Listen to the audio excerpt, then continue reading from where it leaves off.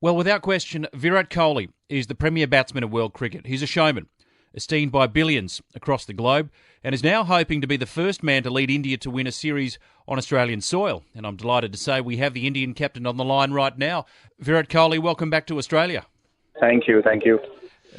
Virat, do you see this as India's best chance to win a Test series in Australia?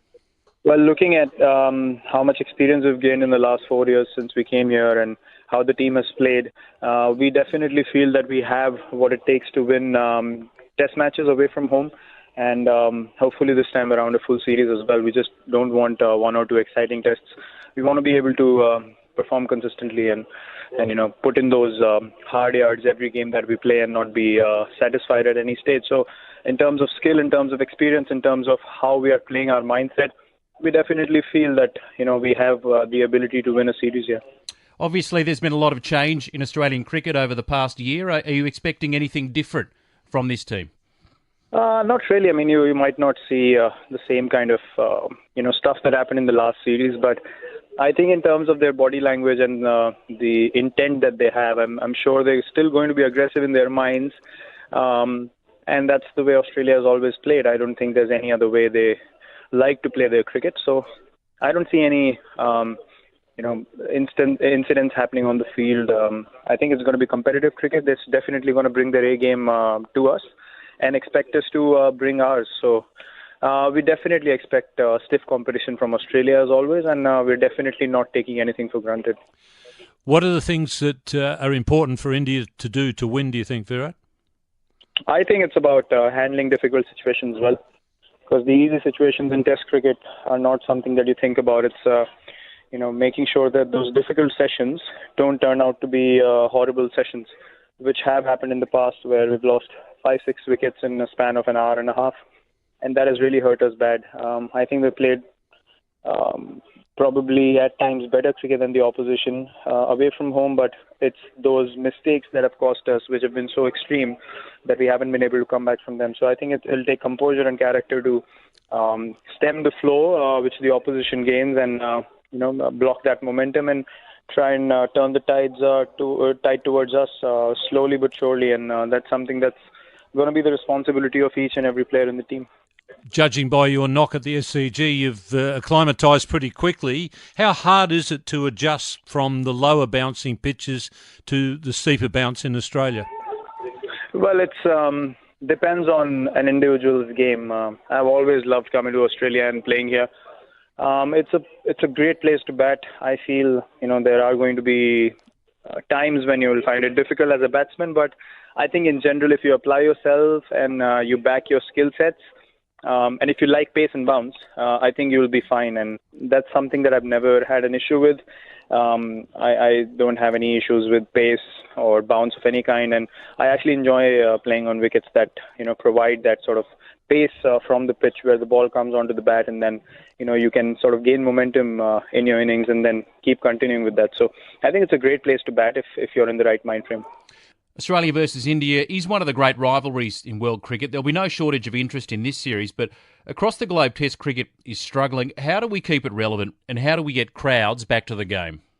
Well, it depends on how the two teams in the centre play. When we played in England, we had full house every game, purely because of the way we set up the Test series in the first game, where we went for the win, and so did England, and there were results all 5 games, and that was because both teams wanted to win badly, and they were playing that sort of cricket. There wasn't any team sort of throwing in the towel. There was competitive cricket. It shouldn't be boring where one team is dominating too much. I think it should be competitive, but still 2 teams going for a result. And I think that's the only way crowds will stick to Test cricket and come and watch, purely because it's such a fascinating format and the best format of the sport. And I think the players playing Test cricket should definitely believe that. That's when it goes across to the people watching as well. You've shown yourself to be good in all 3 forms of the game as a batsman, and you do it by playing typical cricket shots. Is that something that you've deliberately done to avoid the fancy shots? Yes, I have, because the demand is so high with switching different formats. I wanted to find sort of a template where I can rely on my technique, like proper technique while I bat. But I can still, continue to score runs, which is just an extension of the shots I play in Test cricket. And I felt like if I could get runs in Test cricket with a straight face, there was no good reason why I could not in T20 or ODIs. I didn't feel the need to try any fancy shots because that just takes the risk factor higher. And I thought as long as I stay in the middle, my team has better chances of winning a game, and I want to be there to win a game for my team. And for that, I have to cut down as much risk as possible. And even when I want to take a risk in shorter formats, it's just, playing with a straight face and not trying fancy stuff because I know when you switch to Test cricket, you need to have proper shape, proper balance, because it's easy to switch to T20 and spoil your technique, but it's so difficult to gain back that shape and that balance when you play Test cricket. And if you don't have that, you'll be done in 15 minutes. People will find you out. So I never want to compromise on that particular aspect of my game. Well done. We've seen an example or a couple of examples in Australia of the adulation that follows you around, and I guess it's even worse when you're at home. How do you cope with that adulation and get away from cricket? Well, myself and my wife both we love to get away on small holidays where we can just go to a nice resort where there's space to walk around and people sort of respect our privacy. There are many places in India, but especially when we tour abroad, we make sure that we spend a lot of time together away from the game. We don't really talk about the game. There are a few fans that come here and there.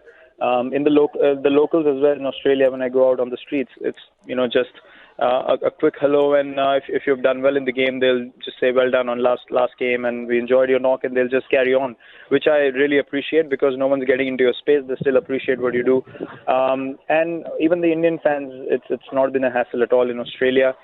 Because there are not so many, looking for us walking around on the streets. If they happen to see us, then they ask for pictures, which I think is okay. But when it gets too much, it can get hectic. So I try and avoid places where there are going to be a lot of people that might recognize me. But yeah, when we come to tour abroad, you have more time to walk around and, just go to a coffee shop and have a cup of coffee, which I really enjoy doing. What's changed within you, Virat, from the last time you toured Australia? Well, you obviously keep getting better as a person and as a cricketer as well. I don't really want to talk about the cricketing side of things because that's for everyone to see on the field what happens.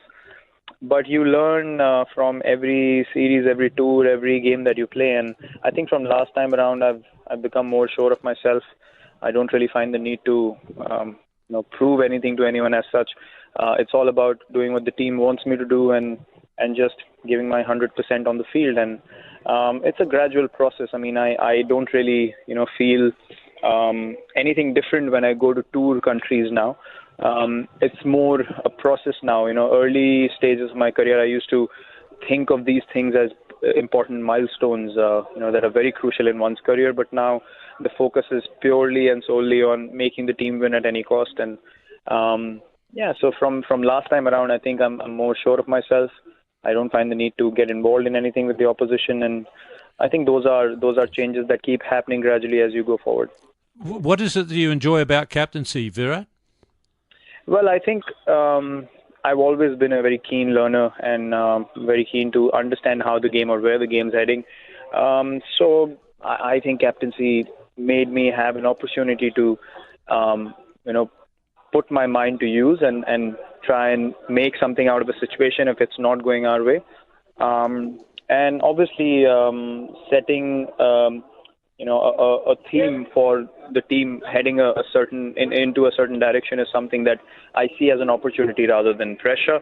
And I've always been a character where I like to do things first before asking anyone to do it. And I think captaincy is a great opportunity to take your team along, and there's no better feeling than helping your teammates as well through the process and motivating each other as a team. So yeah, I love that responsibility. Virat, best of luck with the tour. We love having you down under, and thank you so much for your time tonight. Thank you. Pleasure's all mine.